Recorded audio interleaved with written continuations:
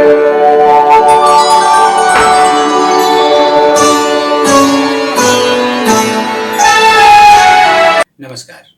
सात रंग में आपका स्वागत है। अपनी इस खास पेशकश आज का दौर और प्रेमचंद के साथ एक बार फिर हम हाजिर हैं आपके बीच। इस बार हमारे साथ जो शख्सियत हैं वो हिंदी साहित्य की जानी मानी लेखिका हैं। उनके उपन्यास, उनकी कहानियाँ हमेशा से चर्चा में रही हैं और उन्होंने कभी भी किसी भी सवाल पर, चाहे वो महिलाओं का सवाल हो या आज के संदर्भ में सत्ता से लेके समाज के तमाम मुद्दों पर बोलने में वो कभी भी पीछे नहीं रहीं। और आप बेहतर जानते हैं उनको, मैत्रेयी पुष्पा जी हैं और मैत्रेयी पुष्पा जी ने अब तक 25 से ज़्यादा उपन्यास, कहानी, संस्मरण और ढेर सारी किताबें लिखी हैं। इतनी कहानियाँ लिखी हैं उन्होंने कि मैत्रेयी पुष्पा हमेशा से हिंदी साहित्य के लिए एक बहुत ही अहम नाम है। मैत्रेयी जी, आपका इस कार्यक्रम में बहुत स्वागत है। आपने प्रेमचंद को इतने करीब से पढ़ा, उनकी रचनाओं के हर पात्र को आपने बेहद बारीकी से महसूस किया। शुरुआत हम इस चर्चा की आपसे सिर्फ ये करेंगे कि आज के दौर में आप कैसे मानती हैं कि प्रेमचंद उतने ही प्रासंगिक हैं? प्रेमचंद पर आज हम चर्चा कर रहे हैं। अभी कल प्रेमचंद जयंती भी आने वाली है। अब सवाल ये उठता है कि इतने दिनों पहले जिस लेखक ने अपनी रचनाएं की हों, हम आज भी उसे क्या ऐसा प्रासंगिक मान रहे हैं कि उसकी चर्चा के बिना हम अपने साहित्य की चर्चा पूरी ही नहीं समझते। लगता है कि हाँ, प्रेमचंद ने कुछ ऐसा लिखा जो हमारे समाज पर आज भी लागू होता है। अगर ऐसा ना होता तो वो कैसे प्रासंगिक होते। अगर उनकी कहानियाँ देखें, अगर उनके उपन्यास देखें और पढ़ें तो आज के पात्र भी हमें उनमें मिल जाएंगे। और जब वो पात्र मिल जाते हैं, वो स्थितियाँ भी मिल जाती हैं, तो फिर हमें प्रेमचंद को पढ़ना होता है, समझना होता है और आगे भी बढ़ाना होता है। मैत्रेयी जी, आपने प्रेमचंद को इतना गहराई से पढ़ा है, इनके तमाम महिला पात्रों को भी आपने बेहद नज़दीक से महसूस किया है। उनकी एक एक हरकत, एक एक वाक्य और पूरे संदर्भ को आपने महसूस किया, जाना, समझा और उसकी अपनी नज़रों में उसको देखा, समझा, उसकी समीक्षा की। ऐसे कौन से पात्र हैं, ऐसे कौन से उपन्यास हैं जो आपको याद आते हैं और जो आपको भीतर तक झकझोरते हैं? उनकी दो उपन्यासों के बारे में बात करना चाहूँगी और ख़ासकर स्त्री पात्रों के बारे में बात करना चाहूँगी। एक है गोदान और दूसरा है रंगभूमि। तो मैंने जब दोनों को पढ़ा और अच्छे से पढ़ा है मैंने, तो मेरे मन में सवाल उठते हैं। मैं हमेशा कहती हूँ सवाल नहीं उठेंगे तो साहित्य नहीं होगा। सवाल तो हर समय, जो भी समय गुजरता जाता है और आगे बढ़ता जाता है तो सवाल आगे आते जाते हैं। इसलिए धनिया जो गोदान की नायिका है, उस पर मेरे सवाल हैं।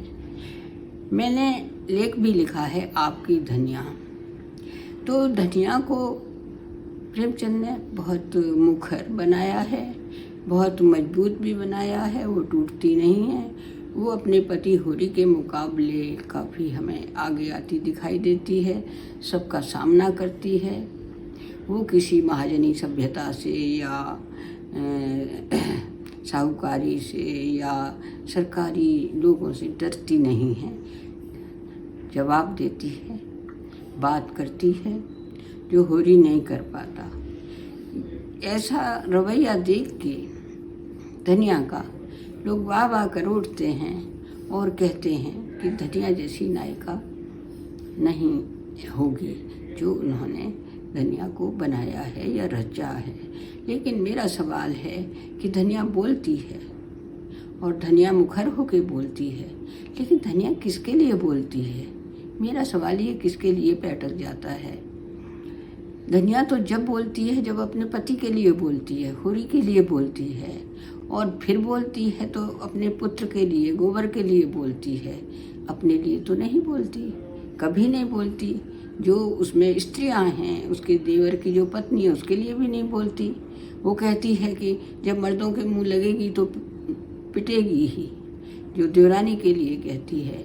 या फिर धनिया तब भी नहीं बोली मुखर होके जब उसकी बेटी का सौदा हुआ और वो बिकी और बिक के शादी हुई। क्यों नहीं बोली धनिया कि जिस बेटे के लिए तुम ये गाय ला रहे हो, ये धरती बचा रहे हो, क्या मेरी बेटी का इतना भी हक नहीं है? इस आंगन में ही उसने जन्म लिया है। धनिया ने क्यों नहीं कहा?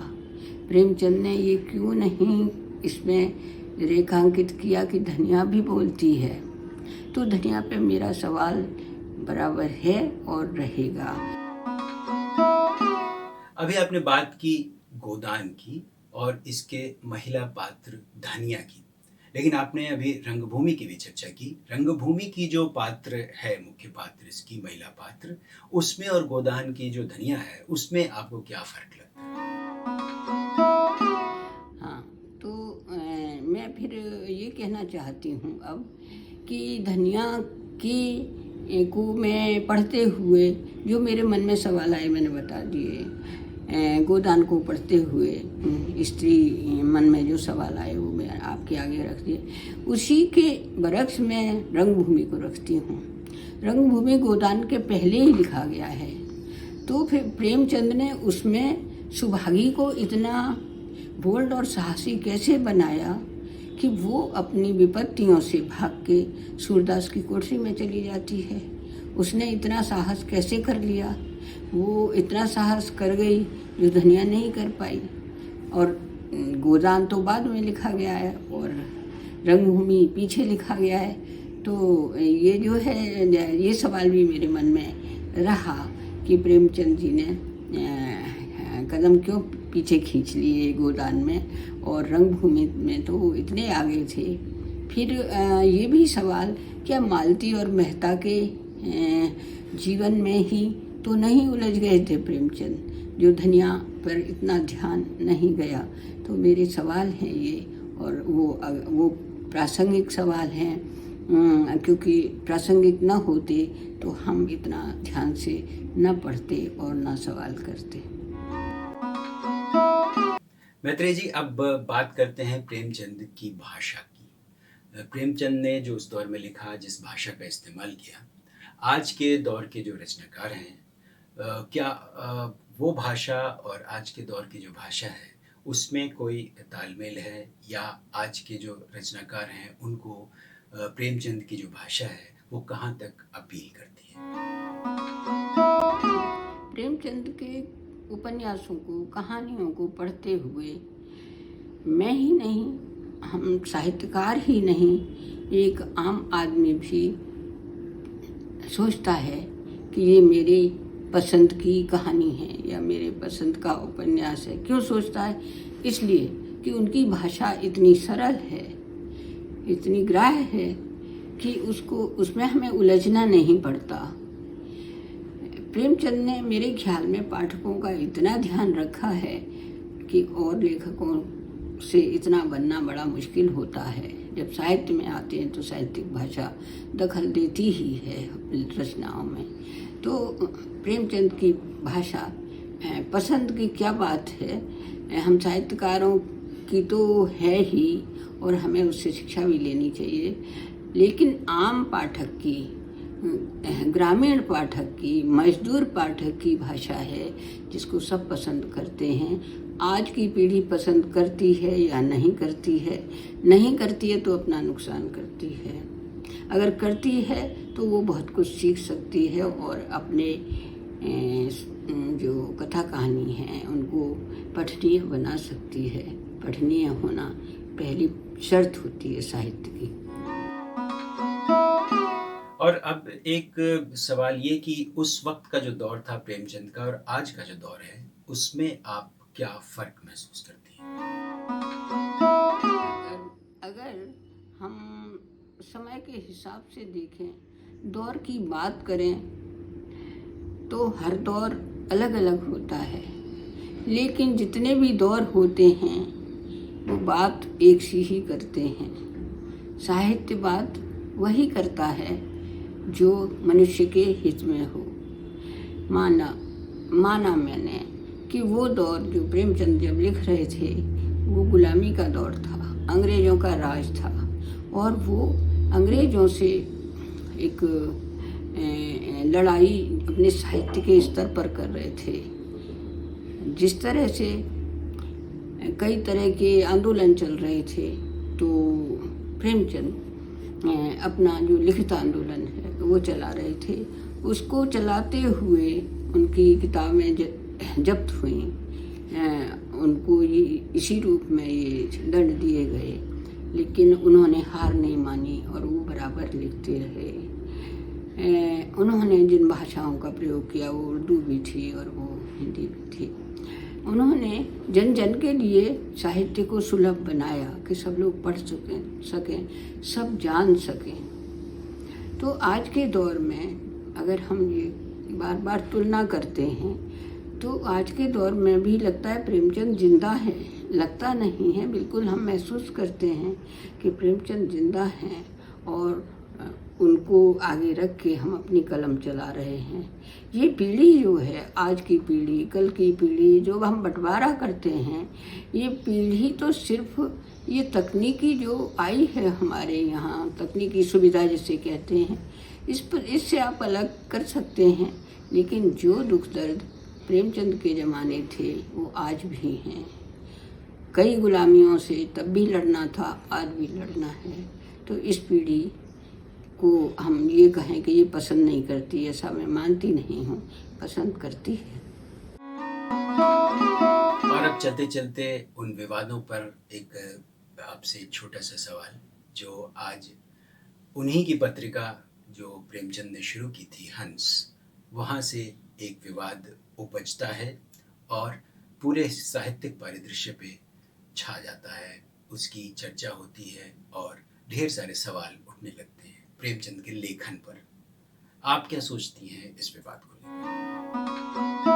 कहीं हम पीढ़ी की पसंद और नापसंद इससे तो नहीं नाप रहे कि जब तब सवाल उठ जाते हैं, प्रेमचंद के लेखन पर सवाल उठ जाते हैं, उनकी कहानियों पर सवाल उठ जाते हैं, और वो सवाल ऐसे होते हैं जो पाठकों को थोड़ा असमंजस में डाल देते हैं।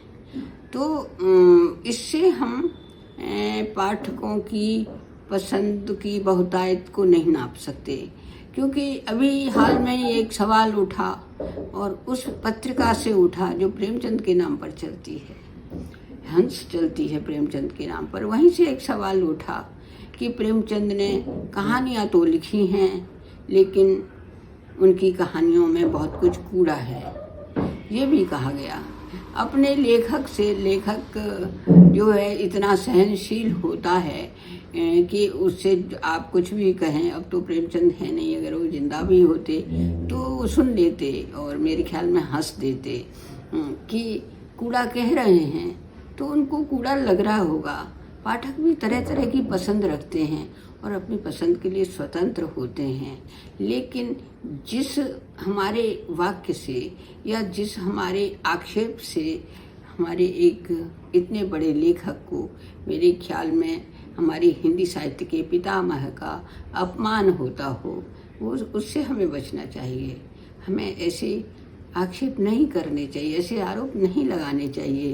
तो जो लेखक परिपक्व हैं, जो लेखक इतने समझदार हैं कि वो समझते हैं कि हम अपने लेखन में जो हमें राह दिखाते हैं, आज भी दिखाते हैं, आज भी उन स्थितियों के बीच चल के हम पार उतर सकते हैं, न्याय कर सकते हैं, इंसाफ कर सकते हैं। एक वाक्य है उनका, क्या बिगाड़ के डर से न्याय की बात ना करोगे। ये वाक्य उनका हर जगह हमें मिलता है और इस वाक्य की आज बहुत ज़रूरत है। आज हम बिगाड़ के वजह से, बिगाड़ के डर से बहुत से अन्याय कर जाते हैं, बड़ी नाइंसाफ़ियाँ होती हैं। तो उनका ये वाक्य बार बार हमें उकसाता है न्याय के लिए, इंसाफ के लिए। तो मैं प्रेमचंद के लिए इतना ही कहूँगी और उनकी जयंती पर उन्हें नमन करती हूँ। और आज भी वो हमारे आगे आगे हमें रास्ता बताते हुए चलते हैं, क्योंकि स्थितियाँ बदली हुई तो दिखाई देती हैं, लेकिन वो असल में बदली नहीं हैं। मैत्रेय जी, आपका इस चर्चा में शामिल होने के लिए बहुत बहुत धन्यवाद। हम अपने दर्शकों को एक बार फिर ये बता दें कि आज का दौर और प्रेमचंद नाम की इस श्रृंखला में हम हर रोज़ किसी न किसी साहित्यकार, किसी न किसी संस्कृति कर्मी से बात कर रहे हैं और जानने की कोशिश कर रहे हैं कि उनकी नज़र में प्रेमचंद क्या थे और आज के दौर में प्रेमचंद की क्या अहमियत है। हम अपनी इस चर्चा को आगे भी जारी रखेंगे और आपसे ये निवेदन ज़रूर करेंगे जाते जाते कि सात रंग को ज़रूर सब्सक्राइब करें और इसकी सूचनाएं अगर आपको नियमित चाहिए तो इसके लिए बेल आइकॉन भी दबाएं और अगले हमारी कड़ी का इंतज़ार करें। तब तक के लिए नमस्कार।